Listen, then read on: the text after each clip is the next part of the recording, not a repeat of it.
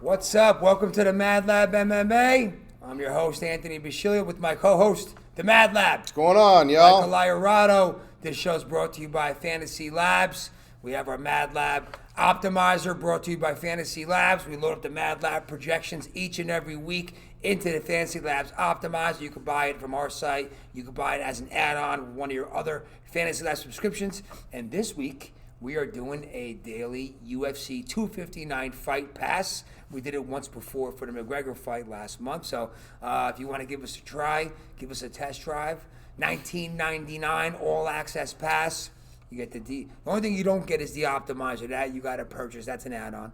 You get the breakdowns, DFS, the wagers, the private Discord, the live stream your day of the fights, the Labology podcast. So much value. Come try us out. Give us a shot. Take us for a test drive. I'm sure you'll love it. Last week, Rosenstruck. We hit it on the head. We got it again. Yeah. I mean, it was kind of written in stone, though, right? I mean, if you really look at Rosenstruck's path to victory. I just wish that Gane would have impressed me a little more. I was impressed because he looks like he has the all-around, but...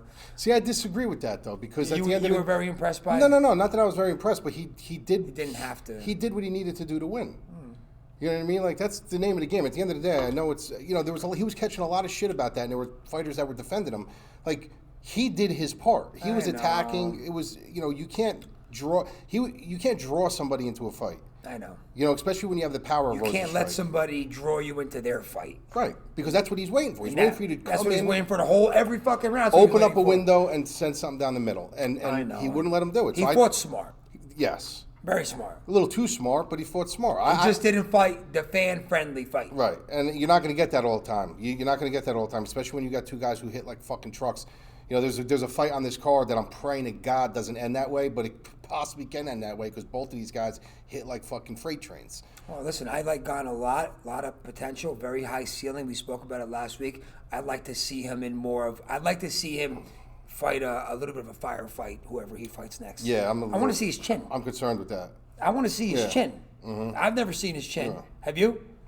Not the way we should see it. That's what I want to see. I want to see how durable he is. That's the biggest promoter. He looks like he's got a fucking His gas tank is good. His cardio is good. His grappling is good. His striking is good. I mean, he's good. He's Muay Thai champion. He's good. Yeah, he's good. But if he can't take a fucking punch, that's what we have to see. You know. So did you hear they cut? I saw Dos Santos, Overeem right? and Dos Santos. Overeem? Yeah, both of them. They cut Overeem too? Both of them. Yeah, well, you know they what? Had to do it. After that last Overeem performance, they had to do it. Yeah, they have to. There's choice. Too many up and coming guys they got to bring up and give them shots. They can't keep spots open for these guys. That's what they're doing on this card. Yeah. I've noticed a lot of these situations on this card where there's a lot of guys that are fighting for their jobs. Think maybe Thiago Santos? I don't think him, dude. I love him, bro. Yeah, I don't think that's him with the fucking hammer on his chest. I fucking love Santos, dude. He fucking hits, man. He's going to be the smaller guy in there this week, too. I know. Rakic is big. Yeah, dude, what a fucking card. We got 3 championship fights on this card. It's 15 fights. You got fucking Dominic Cruz on the prelims. On the prelims, dude. You know, and then Joe Benavidez. You were talking about the sleeper fight, the Sean Brady. Oh, wait, guys. There's a fight on here that's so buried that no one's even talking about. Sean Brady and Jake Matthews. Like, that is, honestly, that could be a headline fight on a regular UFC TV card. Non-pay. That's going to be, I mean, the fights are insane. I'm so fucking pumped. I'm pumped. 3 title fights. 3 title fights. What a great card this is going to be. But we're breaking down right now the Adesanya Jan Blachowicz fight. Adesanya, what can you say? The last style bender. I hate the fucking nickname. How do you hate that nickname? I just think it's stupid. It's creative. It should be a nickname for a fucking soccer player. The Matrix? Yeah, that's what I'm saying. Style bender. Well, what the fuck is the Matrix? With the style that's bender. So, like, you would never think of that name. When I hear nicknames for fighters, it's like something like, you know, the Punisher, like something tough. The last style bender. Yeah, what the fuck does that even mean? He's creative. He pushes the envelope in fighting in his style. Get the fuck out of here. I love it. You bend it like Beckham, right? 20-0. Give him all the respect and credit in the world. Guy's an elite fighter. I mean, Costa, Romero, Whitaker, Gastelum, Silva, Vittori, 75-5 in kickboxing.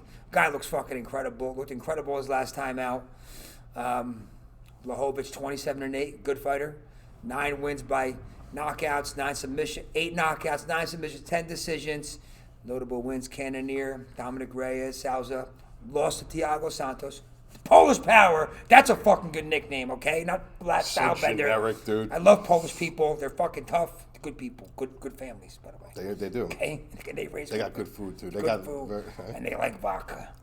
Okay? Popov. But in this fight, I think Blachowicz is going to be outclassed and overmatched.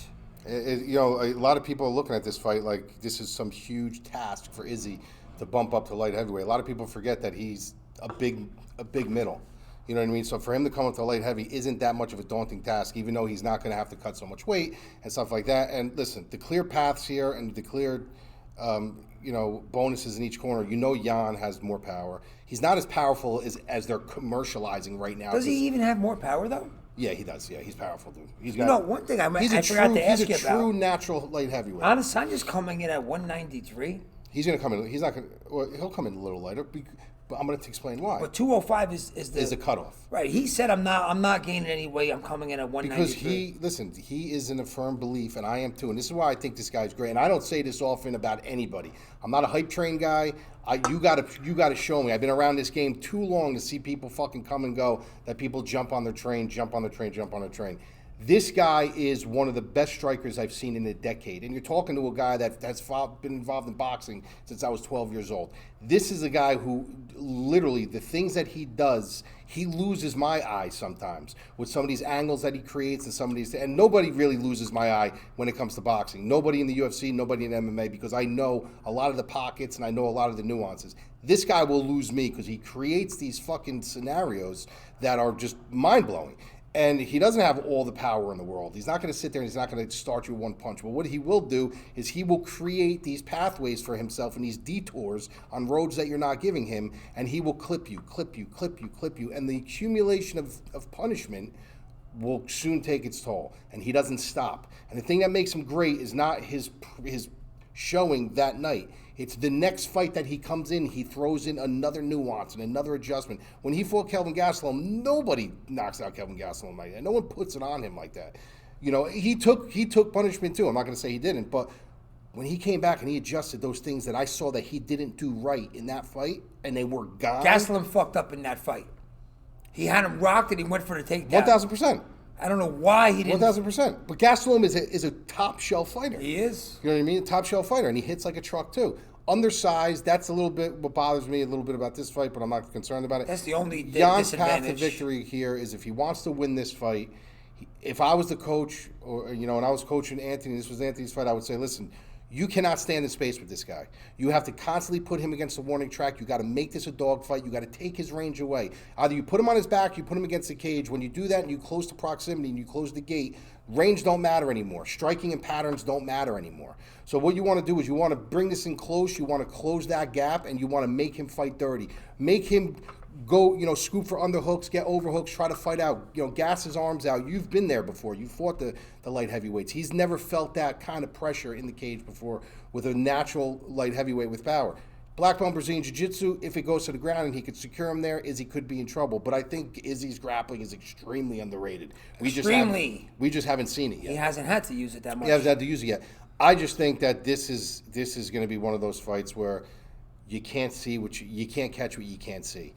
Or you can't hit what you can't catch. And he's going to just progressively take his athletic ability that Jan doesn't have, and he's going to just start piecing him at range. And I hate to say it, I could see a dominating performance like when he wins every round.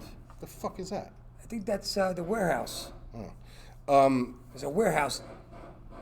It sounds like they're drilling a hole right in this fucking wall right here. If a drill comes through my head. I can see a dominant performance like a 50 to 45. Well, listen, he never comes out hot out of the gate. So I guarantee you, in the first round, Jan's going to have his spots where people are going to be like, oh, shit, bro, what a fight.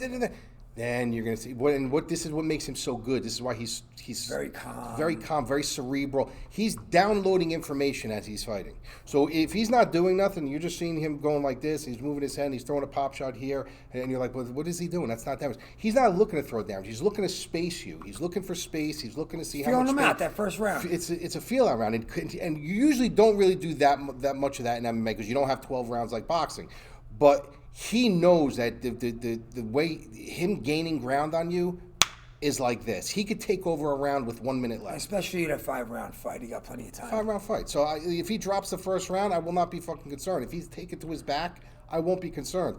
I think where the concern's going to lie is if in the third round, he's not gaining ground back.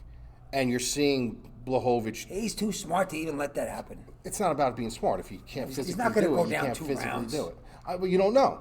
But that's my only that would be my I'd only be shocked. concern. I'm never shocked of anything or surprised, especially with MMA. I'd be pretty fucking surprised if Jan can pull this off. Me too. Outside of a haymaker shot that catches him, wrong place, wrong time. Which could happen. Which can happen. Like, But if he literally beats him by physically outworking him and physically, technicalities and stuff like that, maybe submits him or knocks him out with a good, clean, pattern, I would be fucking shocked. Me too. What do you think about the line here? Izzy minus 235? I think that's where it should be. I honestly would have spaced this a little more. I probably would have put it up a little bit. The minus 235, I don't think is that bad of a price tag. There's a lot. I think Vegas is looking at this as a lot of unknowns. He's bumping up. He's going to be the smaller guy. He's fighting a guy that's got knockout power. That they're a black belt Brazilian jiu-jitsu. I think they're factoring on, but they're not factoring how elite this fucking kid really is. I would lay the wood personally. I know it's still a lot to lay, but I'm very confident in Adesanya minus 235. I'm okay with laying that, me personally. We're not putting an official bet out on it as of yet. No, there's 15 fights on this card. A lot of fights on the card. I have fights that I have bets that I like before this, but if everything kind of looks slim and there's room, it's something I'm considering, and I want to see how the line moves a little bit. I want to see if I like to see too the Polish community and stuff. You don't have no idea. They come and they start throwing their fucking money out the window. Polish power, and this thing drops to minus 190 or minus 180. Then I'm looking at fucking. Oh, then it's all day. And it's action all day. But yeah, right now at 235, there's still elements involved that scare me a little bit. I'm not big on doing 2 to 3 to 1 odds in fighting. I never was. Unless I'm absolutely certain, even though this fight here looks like the only way he loses is if he gets caught. I mean, I got to be honest with you. How about DraftKings? What do you think? 9,200, Izzy. Jan, 7,000. Izzy, 5 out of the last 9, over 100 points. He had the snoozer, Romero. That was a 49-pointer. So really, I mean, you think he's going to cover value? I think he. Yeah, I mean, listen. It's a 5-round fight. I think he can cover value, but I think it's going to take.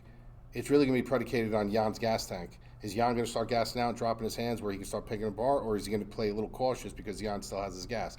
So he can hit value, but with 15 fights on the card, you know what I mean? Like, there's nothing really on this card that you're like, this is a must play, except for maybe one fight that we discussed in our article that is kind of a lock and load. But not going to fade Jan here. And you can't fade Jan because Jan does have that path. If he's going to do it, he's not going to outwork him.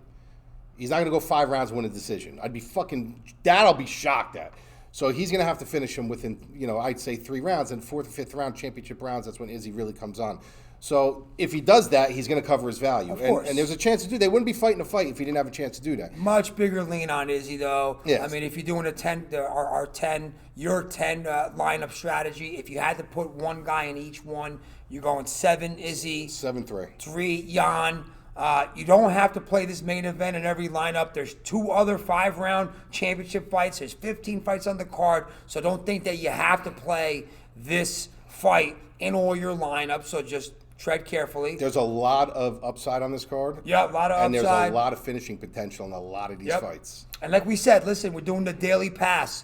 You'll see a link here in the article. If you're on the Fantasy Labs website right now, use that link. It'll take you right to the daily pass page. $19.99, all access pass. Like I told you, the breakdowns, the DFS, the private podcast, the private live stream, the wagers for the week, the prize picks for the week.